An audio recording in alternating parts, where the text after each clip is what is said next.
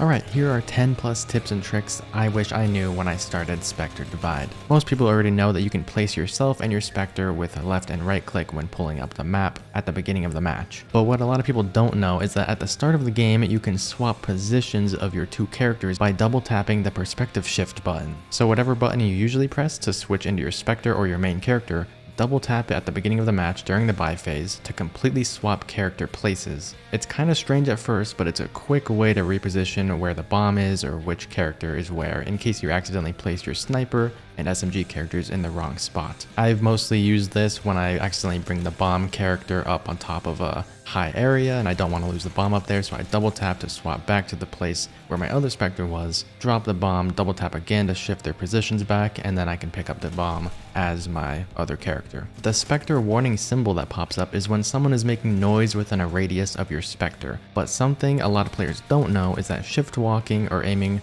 while walking or vaulting objects doesn't make noise and won't give a Spectre warning. So just because you set up your guy as a motion sensor doesn't mean the enemy can't get past it, and often higher tier players will see your Spectre and just keep shift walking past it and will leave it there until they get the flank on you, kill you, and then kill your Spectre. So don't feel completely safe just leaving a Spectre around a corner acting as a motion sensor. People will pass it without killing it and leave it there until the right time. The buy menu looks complicated at first, but it really isn't that crazy. In each of the 5 tiers, there's a single weapon shown at the top of the screen that corresponds with that tier. So you'll always be getting that one weapon plus your choice of 3 other weapons. For example, tier 1 you'll always have the Hornet SMG, tier 2 the Buzzsaw, tier 3 the Cyclone, and tier 4 the Crusader, with tier 5 being the most expensive. You'll always have an op in that tier. And in each tier you pick one of 3 weapons that you want your Spectre to get. The lower on the list, usually the more expensive, except for in tier 4 where the Crusader Blackout combo is the same price as the Crusader plus the Reaver combo.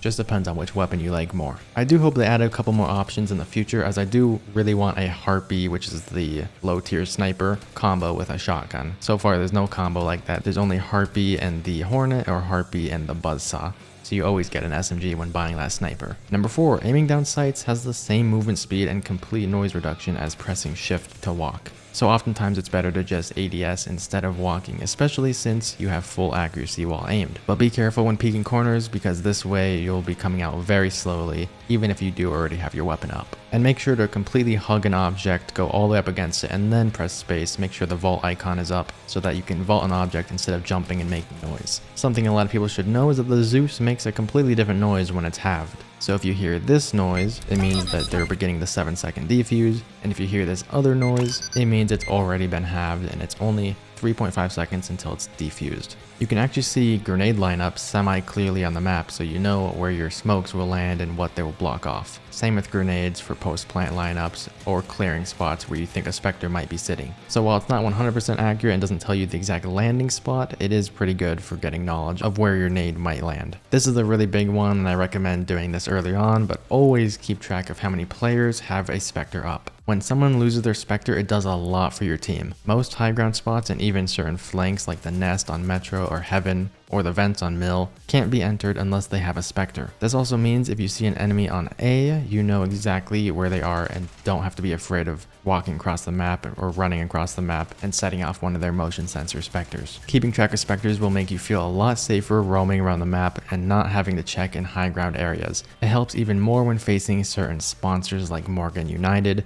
because now you know she can't smoke shift into any of their smokes, Vector can't teleport when turning purple, as well as Riker and Umbra scans now showing their exact location and can't deceive you with a scan across the map. Wallbanging is also a really big part of this game, so make sure you know which spots you can shoot through on each map. And remember that nothing but the Hex Barricade as far as abilities blocks bullets, so Vector's wall and Ghostlink's wall can both be shot through. If you see a crouched teammate watching an angle and are confused if it's actually them or their Spectre, there's an easy way to tell if it's a body being controlled. So look at the minimap, and if the arrow is fully colored in, they're controlling that body. If it's only an outline with a opaque inside, it's their Spectre. If you slightly peek an angle and think you saw someone there but aren't quite sure, but are kind of afraid to re-peek, which does happen a lot if you jump peek areas or put up a smoke and last second someone maybe appeared on the other side of it before the smoke fully appeared, make sure you check the map for a question mark. If there's a question mark on the map, you know an enemy is there. This is also really useful when teammates are calling out enemies across the map so you can keep track of how many people they saw and if the Zeus is over there. One of the hardest things to learn in this game and one of the hardest things to keep track of is the economy. So make sure you know the economy,